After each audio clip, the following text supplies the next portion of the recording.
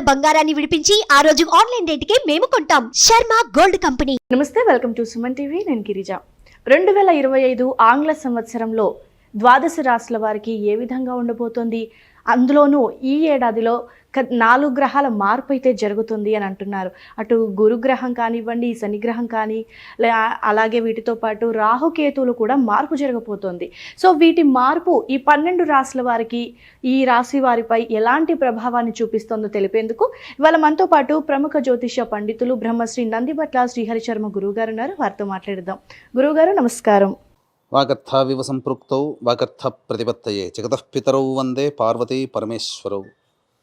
సదాశివసమారంభాం శంకరాచార్య మధ్యమాం అస్మదాచార్య పర్యంతం వందే గురు పరంపరాం. ఆదిత్యాయ చ సోమాయ మంగళాయ బుధాయ చ గురుశుక్ర శనిభ్యశ్చ రాహవే కేతవే నమః. శృంగేరి జగద్గురు పీఠాధిపతులకి, కంచి పీఠాధిపతులకి నమస్కారములు తెలియజేసుకుంటూ కార్యక్రమాన్ని ప్రారంభిద్దాం. గురుగారు, 2025 ఆంగ్ల సంవత్సరంలో మిథున రాశి వారికి అంటే వారి స్థితిగతి ఏ విధంగా ఉండబోతుంది, గ్రహ గమనం ఏ విధంగా ఉంటుంది అంటారు గురుగారు? ఒకసారి తెలియజేస్తారా? వీక్షించేటువంటి ప్రేక్షకులకి మనవి, ఈ ఆంగ్ల నూతన సంవత్సరం 2025 సంవత్సరంలో జనవరి 1వ తారీఖు నుంచి డిసెంబర్ 31వ తారీఖు వరకు వివిధ రాశుల వారికి గ్రహగతుల యొక్క ప్రభావం వలన ఏ విధంగా ఉండబోతుంది, మంచి చెడు అనేటువంటి విషయాల గురించి సవివరమైనటువంటి విశ్లేషణాత్మకమైనటువంటి ఫలితముల గురించి తెలిపే ప్రయత్నము చేస్తాను.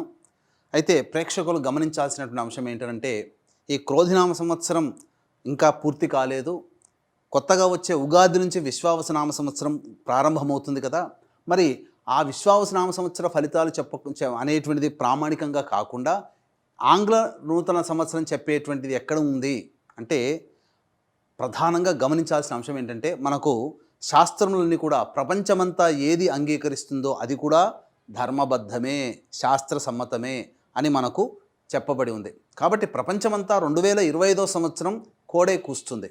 కాబట్టి ఈ 2025 సంవత్సరంలో ఎలా ఉండబోతుందనే విషయాల్ని క్లుప్తంగా మీకు తెలియజేస్తాను. మళ్ళీ విశ్వావసనామ సంవత్సరం ఎప్పుడైతే ప్రారంభమవుతుందో అప్పుడు మళ్ళీ ఈ ఆంగ్ల నూతన సంవత్సరం కాకుండా విశ్వావసునామ సంవత్సర పంచాంగ ఫలితములని తెలిపే ప్రయత్నం కూడా అప్పుడు చేసుకుందాం.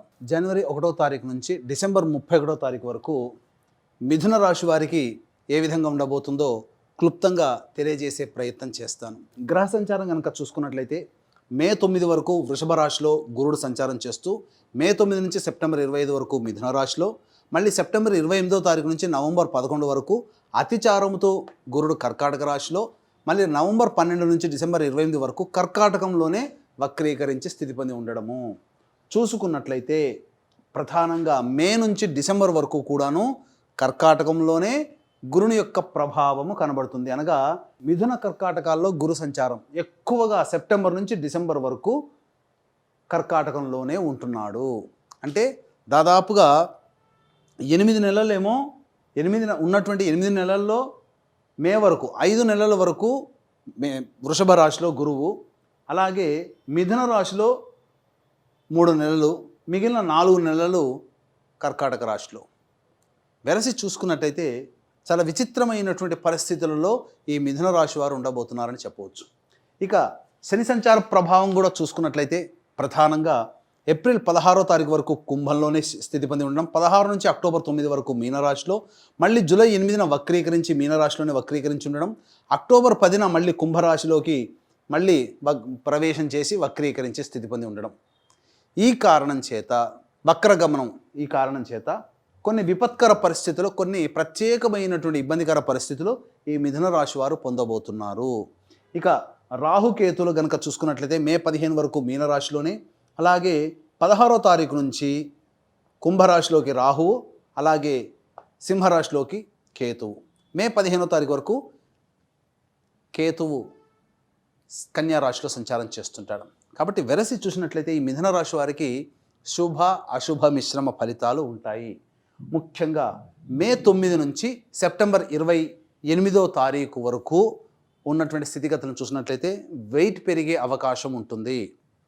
ప్రధానంగా హెరిడిటీగా ఏదైనా ఇబ్బందులు పడుతున్నటువంటి, హెరిడిటీగా వారసత్వంగా ఈ మధుమేహము, షుగర్ అనేటువంటి వ్యాధిన ఉండేటువంటి వాళ్ళైతే షుగర్ బారిన పడే అవకాశాలు ఈ యొక్క మే 9వ తారీఖు నుంచి సెప్టెంబర్ 28వ తారీఖు వరకు గోచరమవుతుంది.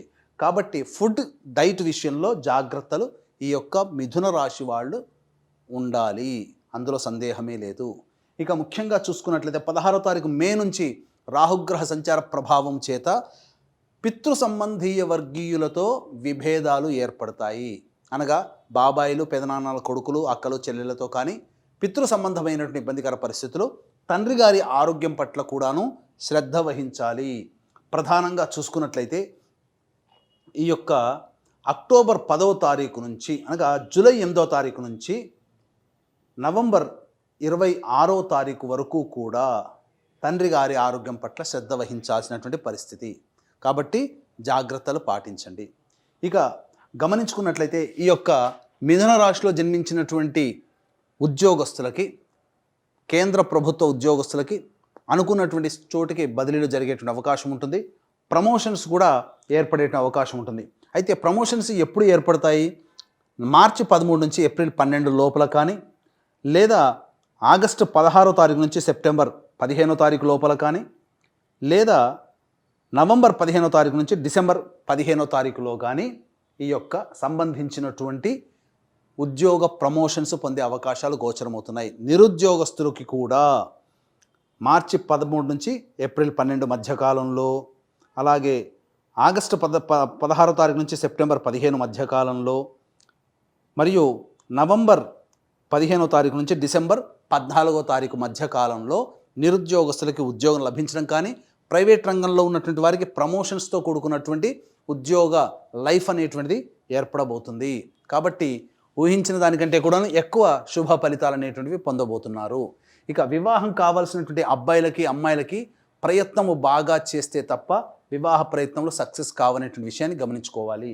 ముఖ్యంగా ఈ యొక్క మిథున రాశిలో జన్మించినటువంటి వారికి ఈ సప్తమ దశమాది గోచార రీత్యా జన్మరాశుల సంచార ప్రభావము చేత మే 9 నుంచి సెప్టెంబర్ 28 మధ్యకాలంలో మీ యొక్క వాక్కుని అదుపులో ఉంచుకునే ప్రయత్నం చేయండి.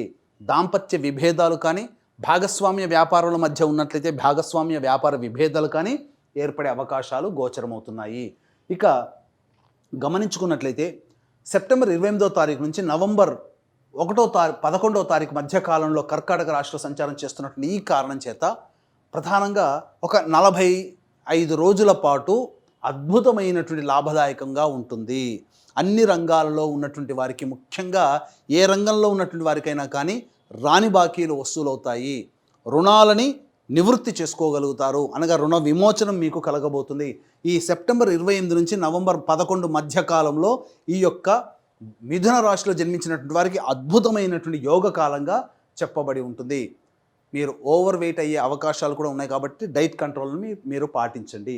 ఇక చూసుకున్నట్లయితే ఇక మిగతా వ్యవహారాల్లో చూసుకున్నట్లయితే ప్రధానంగా జూన్ 4వ తారీఖు నుంచి జూలై 25వ తారీఖు మధ్యకాలంలో మీకు రాని బాకీలు వసూలు అవ్వడము, అలాగే ప్రధానంగా ఈ సంబంధించినటువంటి బంధుమిత్రుల యొక్క సహాయ సహకారాలు అద్భుతంగా ఉండడము మంచి జరగబోతుంది. ఇక ముఖ్యంగా ఇల్లు కొనుగోలు చేసుకోవాలి, ఒక స్థిరాస్తి కావాలి అనేటువంటి ఆలోచన చేసేటువంటి వాళ్ళు నూతన గృహ నిర్మాణము పనులు శ్రీకారం చుట్టబోతారు. జూన్ 4 నుంచి జూలై 25వ తారీఖు మధ్యకాలంలో మీ కోరిక నెరవేరబోతుంది, లోన్ శాంక్షన్ అవుతుంది. అలాగే ప్రధానంగా చూసుకున్నట్లయితే ఈ సంబంధించినటువంటి కళారంగంలో ఉన్నటువంటి మిథున రాశిలో జన్మించినటువంటి వారికి జనాదరణ అధికంగా ఉండడం, తద్వారా మీకు అవకాశాలు మెరుగుపడడం, కొత్త కొత్త ప్రాజెక్టులలో సినీ, టీవీ, కళారంగంలో ఉన్నటువంటి వారికి మంచి అవకాశాలు లభిస్తాయి. అయితే ఈ యొక్క 2025 సంవత్సరంలో విద్యార్థులు బాగా కష్టపడితే తప్ప ఉత్తీర్ణతను పొందలేరు. కోరుకున్న చోట విద్యాలయాల్లో ప్రవేశం లభించడానికి కష్టం అవుతుంది. కాబట్టి ఇంకా దుర్వ్యసనాల పాలయ్యే అవకాశం ఉంటుంది. కాబట్టి ఈ మిథున రాశిలో జన్మించినటువంటి పిల్లల తల్లిదండ్రులు వాళ్ళ పట్ల ఒక కన్నేసి చూడడం శ్రేయస్కరమని చెప్పవచ్చు. ఇక ముఖ్యంగా అనుకున్నట్లయితే ఎంతో ఎక్స్పెక్టేషన్స్తో రాసినవి సాధారణమైనటువంటి ఉత్తీర్ణత శాతంతో వీళ్ళు పాస్ అవుతారు తప్ప ఇబ్బందికరమైనటువంటి స్థితి ఉండదు. కాకపోతే ఎక్స్పెక్టేషన్స్కి రీచ్ కాలేకపోతారు. ఇక విదేశీ విద్య, విదేశీయానానికి సంబంధించిన ప్రయత్నాల్లో చాలా మటుకు కలిసి వస్తాయి. కోరుకున్న చోట విద్యా సంస్థల్లో ప్రవేశాన్ని పొందే అవకాశాలు విదేశంలో మీకు గోచరమవుతుందని చెప్పవచ్చు. ఇక అన్నిటికంటే ప్రధానంగా న్యాయ సంబంధమైనటువంటి విషయాలలో మీరు జాగ్రత్తలు పాటించండి. మే 16వ తారీఖు తర్వాత ఈ యొక్క కోర్టు వ్యవహారాల యందు మీకు కొంత అపజయం తప్పదు. కాబట్టి జాగ్రత్తలు పాటించండి. మొక్కవని ధైర్యంతో ఎత్తుకు పై ఎత్తు వేసే తత్వంతో కనుక మీరున్నట్లయితే మీరు అన్ని విధాలుగా మీరు సేఫ్ సైడ్లో ఉంటారని చెప్పవచ్చు. ఇక ఈ యొక్క మిథున రాశిలో జన్మించినటువంటి రైతుల యొక్క జీవితం చక్కగా ఉంటుంది. అధిక పంటలు, అధిక దిగుబడి, తద్వారా మీరు లాభసాటి వృత్తిలోనే ఉంటారని చెప్పవచ్చు. ఇక ముఖ్యంగా గమనించుకున్నట్లయితే సెప్టెంబర్ 28 నుంచి నవంబర్ మధ్యకాలంలో వచ్చేటువంటి పంటల దిగుబడి మీకు అద్భుతమైనటువంటి యోగదాయకంగా ఉంటుంది. అనగా ఈ సమయంలో సెప్టెంబర్ 28 నుంచి నవంబర్ 11 మధ్యకాలంలో దిగుబడి కావచ్చు, వేసే పంటలు కావచ్చు, ఇవి భవిష్యత్తు మీకు ఆనందదాయకంగా ఎక్కువ లాభాన్ని తెచ్చిపెడుతుందని చెప్పవచ్చు. ఇక రియల్ ఎస్టేట్ రంగంలో ఉన్నటువంటి వారికి ఈ యొక్క సంబంధించినటువంటి మార్చి 14 నుంచి ఏప్రిల్ 12వ తారీఖు మధ్యకాలము, అలాగే ఆగస్టు 17వ తారీఖు నుంచి సెప్టెంబర్ 15వ తారీఖు మధ్యకాలము, నవంబర్ 15వ తారీఖు నుంచి డిసెంబర్ 15వ తారీఖు మధ్యకాలంలో నూతన ప్రాజెక్టులు ప్రారంభిస్తారు. మీకున్నటువంటి ప్రాజెక్టులన్నీ కూడాను ఈ మంత్లలో ఎక్కువగా ధన లాభాన్ని ఈ యొక్క రియల్ ఎస్టేట్ రంగంలో ఉన్నటువంటి వారు పొందుతారు. ఇక లాయర్లు, అలాగే కోర్టు సంబంధించినటువంటి వ్యవస్థలో ఉన్నటువంటి వారికి చెప్పినటువంటి ఈ 3 పీరియడ్స్లో అద్భుతమైనటువంటి యోగదాయకంగా ఉంటుందని చెప్పవచ్చు. ఇక ప్రధానంగా చూసుకున్నట్లయితే ఈ యొక్క మిథున రాశిలో జన్మించినటువంటి వారు ప్రధానంగా సెప్టెంబర్ 16వ తారీఖు నుంచి అక్టోబర్ 15వ తారీఖు వరకు వాహన ప్రమాదాలు చోటు చేసుకునే అవకాశం ఉంటుంది. వాహన మరమ్మతులకి, గృహోపకరణాలకి సంబంధించి ఎక్కువగా ఖర్చులు చేస్తారు. ఇక చూసుకున్నట్లయితే ప్రధానంగా ఈ సంబంధించినటువంటి ఈ ధనపరమైనటువంటి సమస్యలు ఎప్పుడు ఎక్కువగా అధికంగా ఉంటాయి అని అంటే ప్రధానంగా ఈ యొక్క జనవరి 21 వరకు కూడా కుజుడు కర్కాటక రాశిలో సంచారం చేస్తున్నటువంటి కారణం చేత జనవరి 1 నుంచి జనవరి 21 వరకు సమస్యలు అధికంగా ఉంటాయి. ఇంట బయట ఒత్తిడి, శ్రమ అధికంగా ఉంటుంది. ఇక ఈ మళ్ళీ ఏప్రిల్ నుంచి జూన్ 4వ తారీఖు వరకు మళ్ళీ కర్కాటక రాశిలోకి సంచారం చేస్తాడు. ఈ కాలము చాలా జాగ్రత్తలు పాటించాలి. జనవరి 21వ తారీఖు వరకు, మళ్ళీ ఏప్రిల్ 1వ తారీఖు నుంచి జూన్ 4వ తారీఖు వరకు ఉన్నటువంటి మధ్యకాలము ప్రధానంగా ధనపరమైనటువంటి సమస్యలతో ఎదుర్కొనేటువంటి విధంగా ఉంటుంది. కాబట్టి ఈ పీరియడ్స్ అనేటువంటివి జాగ్రత్తలు పాటించండి. ఇక ఏతవాత చూసుకున్నట్లయితే శనిగ్రహ సంచార ప్రభావము ఏప్రిల్ 16వ తారీఖు నుంచి అక్టోబర్ 9వ తారీఖు వరకు కంటక శని దోష ప్రభావం ఉంటుంది. కాబట్టి ఈ ఏప్రిల్ 16 నుంచి అక్టోబర్ 9 మధ్యకాలంలో చేసే ప్రయత్నాలలో ఆటంకాలు అనేటువంటి మిథున రాశి వారికి పెరుగుతాయి. కాబట్టి దైవానుగ్రహాన్ని పొందే ప్రయత్నం చేయండి. ఇక జూలై 8న వక్రీకరించి ఉండడం, ఈ కారణం చేత ప్రధానంగా ఏమవుతుంది, రావాల్సినటువంటి రాణి బాకీలు ఇవన్నీ కూడాను జూలై 8 తర్వాత నుంచి అక్టోబర్ 10వ తారీఖు మధ్యకాలంలో ఏర్పడే అవకాశాలు గోచరమవుతున్నాయి. కాబట్టి అన్ని విధాలుగా చూసుకున్నట్లయితే ఈ యొక్క రాశిలో జన్మించినటువంటి వారికి అందరికీ కూడాను శుభ అశుభ మిశ్రమ ఫలితాలు, కొంత ఇబ్బందికర పరిస్థితులు అనేటువంటివి ఉంటాయి. ఇక ముఖ్యంగా ఈ రాశిలో జన్మించినటువంటి స్త్రీలకి మీ యొక్క మాటకి కుటుంబంలో విలువ పెరుగుతుంది. మీ పేర స్థిర చిరాస్తులు కొనుగోలు చేసే అవకాశం ఉంటుంది. ఉద్యోగం రానటువంటి స్త్రీలకి ఉద్యోగం లభించబోతుంది. అలాగే వివాహం కావాల్సినటువంటి అమ్మాయిలకి సాధారణంగా చూసుకున్నట్లయితే ఎక్కువ ప్రయత్నిస్తే తప్ప శుభ ఫలితాలు అనేటువంటివి పొందలేకపోతారు. ఏతావాత ఈ యొక్క సంబంధించినటువంటి మిథున రాశి వారికి సహజంగానే మిశ్రమ ఫలితాలు అనేటువంటివి కలగబోతాయి. ఇక చూసుకున్నట్లయితే ఈ యొక్క సంబంధించినటువంటి హోటల్ రంగంలో ఉన్నటువంటి వారు, ఎఫ్ఎంసీజీ రంగంలో ఉన్నటువంటి వారు, అలాగే రెస్టారెంట్, హోటల్ బిజినెస్ నడిపేవాళ్ళు, ఈ సంబంధించినటువంటి సూపర్ మార్కెట్, జనరల్ స్టోర్ నడిపేటువంటి వాళ్ళు, విద్యాలయ సంస్థలు నడిపేటువంటి వాళ్ళు, జ్యువెలరీ రంగంలో ఉన్నటువంటి వారు, అలాగే పూజా సంబంధించినటువంటి నడిపేటువంటి వాళ్ళు, అలాగే తీర్థయాత్రలు చేసేటువంటి వారు కనుక చూసుకున్నట్లయితే ఈ అన్ని రకాలైనటువంటి వ్యాపారస్తుల వాళ్ళందరికీ సెప్టెంబర్ 28 నుంచి నవంబర్ 11 వరకు అద్భుతమైనటువంటి కాలంగా చెప్పబడి ఉంటుంది. మే 9 నుంచి సెప్టెంబర్ 28వ తారీఖు వరకు ఈ గురు సంచార ప్రభావం చేత అనుకున్న మేర ఫలితాలు పొందలేకపోతారు. జనవరి 1వ తారీఖు నుంచి మే 9వ తారీఖు వరకు ఈ యొక్క గురు సంచార ప్రభావం వలన తీర్థయాత్ర క్షేత్ర సందర్శనము, ఖర్చులు ధర్మానికే ఖర్చులు. అంటే ఏంటి, ఇక్కడ మీ పెట్టేటువంటి ఖర్చులు ఏదైతే ఉంటాయో అవి మీకు దైవానుగ్రహాన్ని పొందే విధంగా ఖర్చులు ఉంటాయి మే 9 వరకు అని చెప్పవచ్చు. ఇంకా నవంబర్ 12వ తారీఖు నుంచి డిసెంబర్ 28వ తారీఖు రోజున వక్రీకరించినటువంటి కారణం చేత ప్రధానమైనటువంటి నిర్ణయాలు తీసుకోలేకపోవడమే చాలా మేలనేటువంటి విషయాన్ని మిథున రాశిలో జన్మించినటువంటి వారు గమనించుకోవాలి. ఇక ఇన్ని విధాలుగా శుభ అశుభ మిశ్రమ ఫలితాలు ఈ యొక్క మిథున రాశి వారికి ఉన్నటువంటి కారణం చేత దైవానుగ్రహం తప్పనిసరి. ఈ 2025వ సంవత్సరం మీ యొక్క సంకల్పం సిద్ధించాలి, మీ కుటుంబ సభ్యులు అందరూ ఆనందంగా ఉండాలి, చక్కగా అనారోగ్య సమస్యల నుంచి బయటపడాలి అనేటువంటి ఉద్దేశంతో జాతకరీత్యా కలుగు విద్య, వివాహ, ఉద్యోగ, దాంపత్య, సంతాన అనారోగ్య సమస్యల నివారణకి మరియు వృషభ, మిథున, కర్కాటక, సింహతుల, వృశ్చిక, మకర, కుంభ, మీన రాశిలో జన్మించినటువంటి వారికి మే తర్వాత ఈ యొక్క సంబంధించినటువంటి ఏప్రిల్ 16వ తారీఖు తర్వాత మళ్ళీ మిగతా రాశుల వారికి కూడాను ఏలిన నాటి శని ప్రభావం కూడా ఉంటుంది. కాబట్టి ద్వాదశ రాశుల వారు శని ప్రభావానికి సంవత్సరం అంతా 12 రాశుల వారు గురవుతారు. కాబట్టి దీన్ని దృష్టిలో పెట్టుకొని 12 రాశుల వారికి శనిదోష పరిహార్థమై శనిదోష నివారణ హోమాలు, సర్వదోష నివారణ హోమాలు ఒక్కొక్క పుణ్యక్షేత్రంలో ఒక్కొక్క నెలలో మీ కుటుంబ సభ్యుల గోత్రనామాలతో మా పీఠం ఆధ్వర్యంలో చేయించడం జరుగుతుంది. దీనికి శ్రీకారం జనవరి 13వ తారీఖు రోజున ప్రారంభమవుతుంది. శ్రీకాళహస్తిలో కానీ శ్రీశైలంలో కానీ. అవకాశం ఉన్న వాళ్ళు కార్యక్రమ తదనంతరం కాంటాక్ట్ చేసి మీ కుటుంబ సభ్యుల గోత్రనామాదులు నమోదు చేసుకోవచ్చు. అలాగే తండ్రి వైపు 6 తరాలు, తల్లి వైపు 3 తరాల్లో ఏవైనా దుర్మరణాలు కనుక ఉన్నట్లయితే, లివర్, కిడ్నీ, క్యాన్సర్ రోగాలతో ఎవరైనా మరణించినా వాటిని పితృదోషాలు అని అంటారు. కాబట్టి అటువంటి పితృదోష పరిహారాలు ప్రతి నెల మా పీఠం ఆధ్వర్యంలో చేయించడం జరుగుతుంది.